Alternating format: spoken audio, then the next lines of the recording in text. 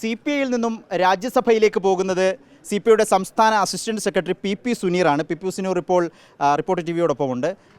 രാജ്യസഭാ സ്ഥാനാർത്ഥിയായി പ്രഖ്യാപിച്ചിരിക്കുന്നു. സ്വാഭാവികമായും വിജയിച്ചു വരും എന്ന് തന്നെയാണ്. ഈ ഘട്ടത്തിൽ ഈ രാജ്യസഭയിലേക്ക് പോകുന്നു. CPIയുടെ പ്രവർത്തനം എങ്ങനെ അവിടെ അവതരിപ്പിക്കണം എന്നാണ് കരുതുന്നത്? CPIക്ക് ഒരു നിയതമായ പാർലമെൻ്ററി പ്രവർത്തന രീതിയുണ്ട്. പ്രത്യേകിച്ച് ദേശീയ രാഷ്ട്രീയത്തിൽ ഇടതുപക്ഷ പ്രസ്ഥാനങ്ങളുടെ നിർണായകമായ ഇടപെടൽ ആവശ്യമായ സന്ദർഭമാണ്. പരമാവധി സാഹചര്യം ഉപയോഗപ്പെടുത്തിക്കൊണ്ട് ഇടതുപക്ഷ രാഷ്ട്രീയത്തെ പിടിച്ചുകൊണ്ട് ഇന്ത്യൻ രാജ്യസഭയിൽ പ്രവർത്തിക്കണമെന്നാണ് ആഗ്രഹിക്കുന്നത്. ഇടതുപക്ഷ ബദൽ എന്നുള്ളതാണല്ലോ അതിൻ്റെ ഒരു പ്രചാരകനായി ആ രാജ്യസഭയിൽ പ്രവർത്തിക്കുക എന്നുള്ളത് തന്നെയാണോ അപ്പോൾ മനസ്സിൽ കാണുന്നത്? തീർച്ചയായും ദേശീയ രാഷ്ട്രീയത്തിൽ ഇടതുപക്ഷ ആശയങ്ങൾ ഉയർത്തിപ്പിടിച്ചുകൊണ്ട് പാർലമെൻറ്റ് പരമാവധി അതിനുവേണ്ടി പ്രയോജനപ്പെടുത്തും. അതോടൊപ്പം തന്നെ കേരളത്തിൻ്റെ പൊതുവായ താല്പര്യങ്ങൾക്ക് വേണ്ടി സംസ്ഥാന ഗവൺമെൻറ്റുമായി യോജിച്ചുകൊണ്ട് ഇടതുപക്ഷ MP മാർ, രാജ്യസഭാ MP മാരും പാർലമെൻറ്റ് മെമ്പർമാരും പൊതുവെ യോജിച്ചു നിന്നുകൊണ്ട് പ്രവർത്തിച്ചു. ഈ PP സുനീറിനെ സംബന്ധിച്ചിടത്തോളം പാർലമെൻ്ററി പദവിയിലേക്ക് ആദ്യമായിട്ടാണ് വരുന്നത്. വയനാട് നിന്ന് മത്സരിച്ച് പരാജയപ്പെട്ടു രാഹുൽ ഗാന്ധിയോട്. അപ്പോഴൊക്കെ വലിയ ചർച്ചകളുണ്ടായിരുന്നു. ഈ പാർലമെൻ്ററി പ്രവേശത്തെ എങ്ങനെയാണ് കാണുന്നത്? അല്ല, 3 തവണ ഇന്ത്യൻ പാർലമെൻറ്റിലേക്ക് മത്സരിച്ചിട്ടുണ്ട്. 99-ലാണ് ആദ്യം പാർലമെൻറ്റിലേക്ക് മത്സരിച്ചത്. പൊന്നാനി പാർലമെൻറ്റ് സീറ്റിൽ GM മനാത്തുവാല മുസ്ലിം ലീഗിൻ്റെ ദേശീയ നേതാവായിരുന്നു ഇത് സ്ഥാനാർത്ഥി. രണ്ടാമത് 2004 വീണ്ടും പൊന്നാനിയിൽ തന്നെ മത്സരിച്ചു.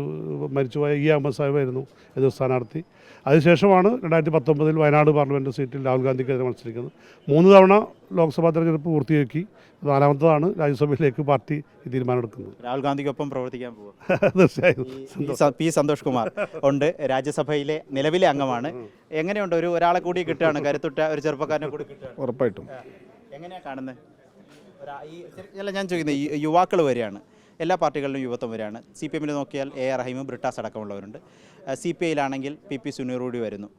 ഈ മാറ്റത്തെ എങ്ങനെയാണ് കാണുന്നത്? അല്ല, ഒന്ന് രാജ്യത്തിൻ്റെ എല്ലാ ഭാഗത്തുനിന്നുമായിട്ട് ഇപ്പോൾ ചെറുപ്പക്കാർ വന്നുകൊണ്ടിരിക്കുന്ന ഒരു സമയമാണ്.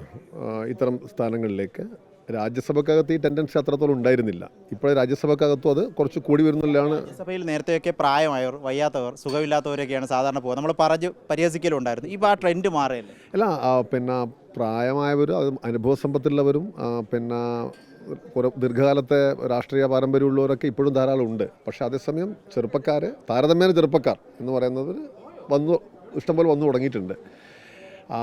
അത് വളരെ ശ്രദ്ധേയമായൊരു കാര്യമാണ്, സന്തോഷകരമായ കാര്യമാണ്. ഞങ്ങളെ പാർലമെൻറ്റ് പ്രവർത്തനങ്ങളുടെ ഒരു അടിസ്ഥാനം എന്ന് പറയുമ്പോൾ അതിനകത്ത് പരമാവധി സമയം ചെലവഴിക്കുക എന്നുള്ളതാണ്. പാർലമെൻറ്റിനകത്ത് അത് അവിടെ ഇരിക്കുക എന്നുള്ളത് വളരെ പ്രധാനം. കാരണം പാർട്ടികളുടെ ഒരു പ്രശ്നം എന്ന് പറയുമ്പോൾ പാർട്ടിയുടെ സമയത്തിനനുസരിച്ച് മാത്രമേ, സ്ട്രെങ്തിനനുസരിച്ച് മാത്രമേ ഞങ്ങൾക്ക് സമയം കിട്ടും. കോൺഗ്രസിൻ്റെയും BJPൻ്റെയും പിന്നെ സമയം LDFനും ലെഫ്റ്റിനും ഒരിക്കലും കിട്ടും. ചുരുങ്ങിയ സമയം കൊണ്ട് അതുകൊണ്ട് നമ്മൾ അവതരിപ്പിക്കുക എന്നുള്ളതാണ്. അത് പഠിപ്പിച്ചെടുക്കും. പരസ്പരം പഠിച്ച് മുന്നോട്ട് പോകും. സന്തോഷം. ഏതായാലും വലിയ സന്തോഷത്തിലാണ് PP സുനീർ. എല്ലാവിധ ആശംസകളും.